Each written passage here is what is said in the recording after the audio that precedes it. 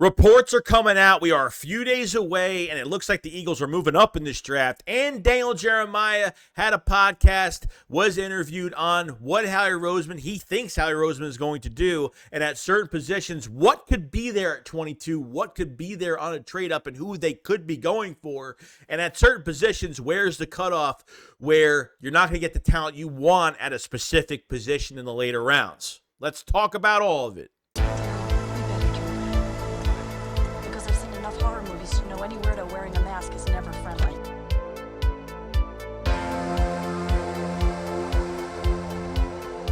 Yeah, what is going on, guys? I hope everyone's having a fantastic day today. So we are a few days away. This is it. I mean, we're here. All right. Now, with the Philadelphia Eagles, Howie Roseman has had a very good offseason so far, in my opinion, between, you do so much in free agency the way you do. You don't have to go into a draft and reach for a player because of specific need. Howie Roseman, between re-signs and signings, he's done about, including the Devontae Smith re-sign, I'd say it's almost 20 moves he's made in free agency on top of the other moves. It's been fantastic. So it's been a really productive offseason. Now, getting to this draft, there's obviously a lot of questions, but Adam Schefter did put out a report the other day on potentially the Eagles been calling teams to move up in this draft. And it doesn't shock me. Out of the 5 years, the Eagles have done it 4 times already. I don't see them trading back unless I just don't see that's the case here. So a potential trade up is possible. How far they want to go is, we'll see. Daniel Jeremiah was on a podcast talking about the Eagles and what he thinks Howie Roseman is going to do. So he really doesn't think a trade back is going to happen because, like I said, there's just way too much talent in this first round. I don't think the Eagles are looking to get more picks unless they're trying to trade one of their seconds to get that third round pick. We ended up getting rid of or swapping for a third to a fourth because of the Kenny Pickett trade. So the Eagles don't have a third round pick right now, but that's for a whole nother story. But Daniel Jeremiah did say and talk about he thinks that it's going to be cornerback. Okay. Now, he said Kool-Aid McKinstry. He think potentially if the Eagles do move up, he thinks that there's a lot of interest in Terrion Arnold. Okay. And I've talked about the corner position a million times so far. We're hearing that Bradbury's in our future plans and nothing happened to him this offseason, but would they actually cut him late or bench him and make him a backup corner, a depth corner that's going to make $10.5 million this year, but his cap number is only $4.5 million, so it's really not that much. At this point in time, Cooper DeJean's name never popped up with Daniel Jeremiah at all, as we think of him as a weapon for this defense, for this Vic Fangio scheme, where he could play multiple positions and play multiple positions really well. As much as DeJean is more of an outside corner, my God, this could be the next Malcolm Jenkins hybrid type piece you have for your defense. The more hybrid pieces you have for your defense, the better you're going to be. With Chauncey Gardner-Johnson, Sidney Brown's going to be coming off injury. Hopefully we'll make it to training camp or at least the start of the season. That's what we're hoping, and that's what we're promised right now. So Daniel Jeremiah thinks that the cornerbacks, at least cornerback position-wise, the corners are going to be taken off the board like crazy in the first round, okay? The Eagles cannot wait till the second round. He thinks that there is a big drop-off with cornerbacks, especially when it comes to size. It comes, due to size, it comes to the speed of the game. He thinks that no corners are really going to come in and produce at a faster level in the second round. So he thinks it's literally you draft your guy in the first round. There's a lot of talents here. You draft your corner in the first round, and I think that's really it. I think that's the way to go here. Do I want this to happen? Yes. I feel like I've wanted this really since the season ended. They got to go get a cornerback of the future. Because realistically, it's they're keeping Bradbury here. But then I say to myself, Bradbury's not going to be here for more than a year.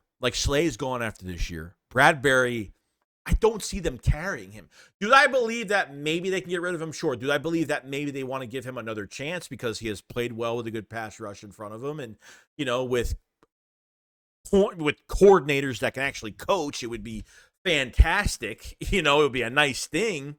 So the whole Terrion Arnold thing is really intriguing because really, my opinion, I think he's the second best corner in this draft behind Quinion Mitchell. And I think Quinion Mitchell will be the first one taken. He thinks Quinion Mitchell will be the first one taken on the board. Do the Eagles have that much interest in him? We'll find out. It really depends on how far they move up. 15, 16. 14 to 16 is really where I kind of look they're going to move up. Anything further than that, I don't see it too much. But we'll see. So corner is definitely, he thinks it's 100%. At this whole podcast, he said that corner is definitely going to be the number one pick for them in this draft, no doubt. But there's another thing too. Now, Daniel Jeremiah thinks that there's going to be a lot of edge rushers going to be available by 22. I'm talking at 22. He feels like a couple of guys are going to move down. Okay, I don't know if it's going to be Jared Verse. I don't know if it's going to be Dallas Turner. Chop Robinson, I know some people are a fan of, some people are not a fan of. I've kind of gotten the liking of not liking him as much because he's more of an analytical. I think he ended up getting hurt last year, only had 4 sacks for the year in college last year. And as from an athletic standpoint, he's fantastic. But he thinks that between all the quarterbacks taking tight ends, tackles, guards, you name it. He feels like a lot of the tackles, a lot of offensive linemen are going to be taken way before the Eagles, which gets me into my next thing as well.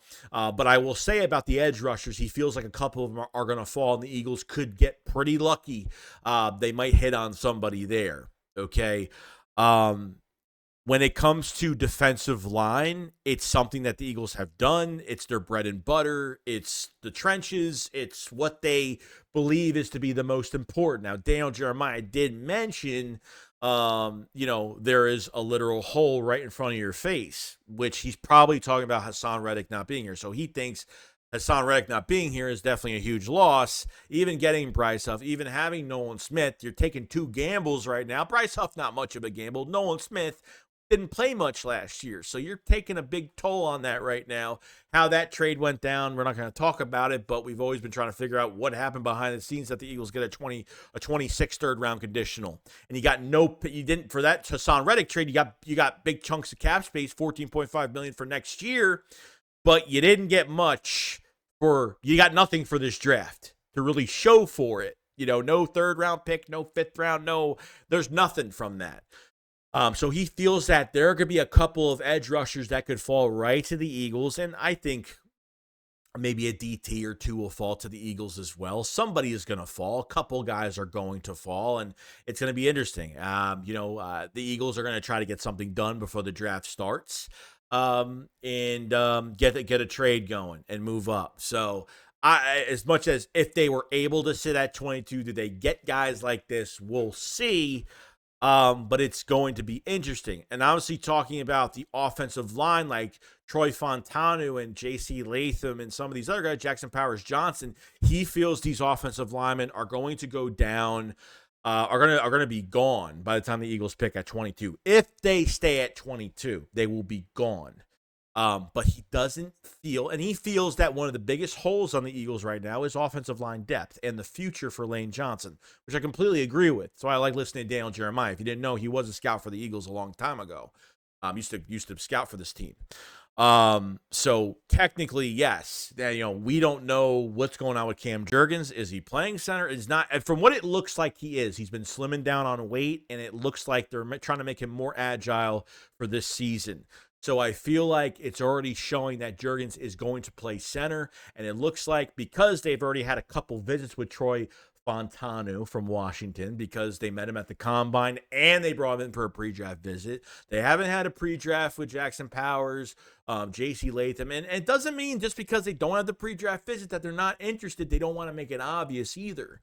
Okay, so you got Cooper Beebe. You have guys that you can get. He feels like a lot of these guys are going to be gone. Like most of them are going to be gone. So if you're going to get your guy starts right guard that pans out, kicks out the right guard in a couple years for the right tackle for Lane Johnson in a couple years or something like that, I guess it's going to be there. But, like I said, this is just, a reporter just saying what he thinks the Eagles are going to do.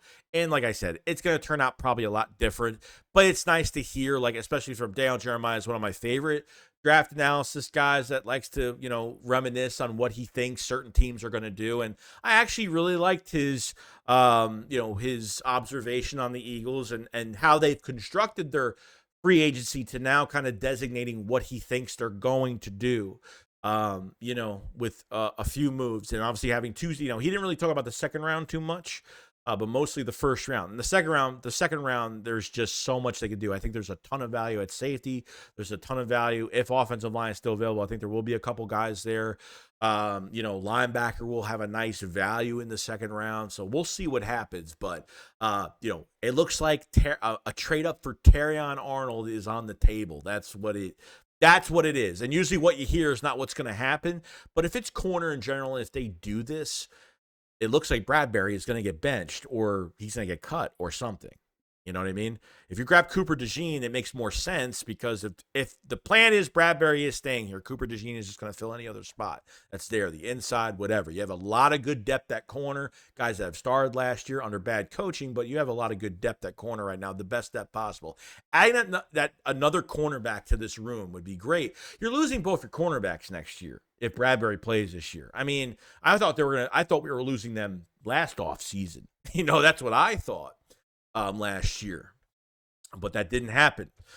So that's really it. So cornerback in the first round, tackles, offensive line will be gone by 22. A lot of them will be gone between the quarterbacks, receivers, tight ends, offensive line. The Eagles might have the pick of the litter at edge rusher. They might have the pick of the litter at cornerback.